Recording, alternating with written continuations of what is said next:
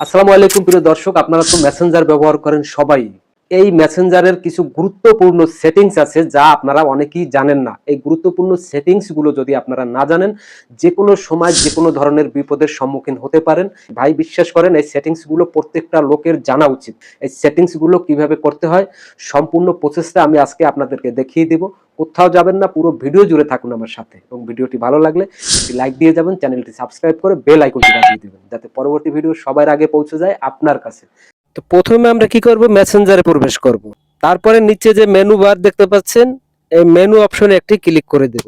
দেওয়ার পর উপরে দেখতে পাচ্ছেন সেটিংস, এই সেটিংস এর উপরে ক্লিক করে দেব। দেওয়ার পরে আমরা স্ক্রল করে একটু নিচের দিকে যদি আসি, এখানে দেখতে পাবেন প্রাইভেসি অ্যান্ড সিকিউরিটি, এটার উপরে একটা ক্লিক করে দেব। দেওয়ার পরে এখানে দেখতে পাচ্ছেন অ্যাপ লক, এই অ্যাপ লকের উপরে একটা ক্লিক করে দিব।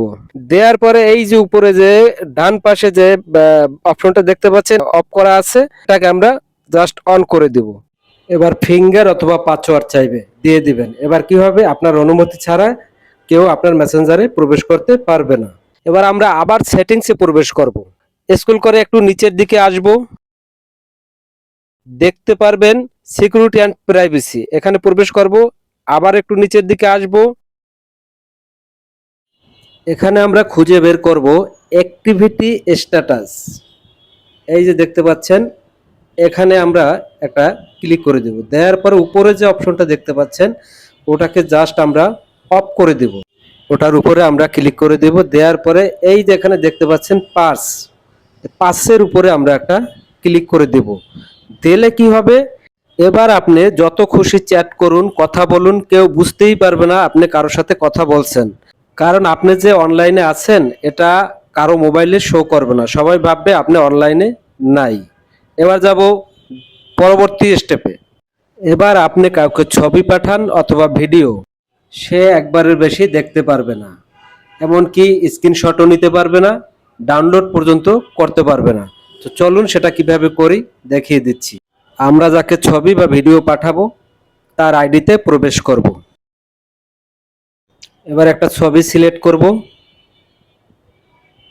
তারপরে এই যে নিচে এডিট অপশন দেখতে পাচ্ছেন, এই এডিট অপশনের উপরে আমাকে একটা ক্লিক করতে হবে।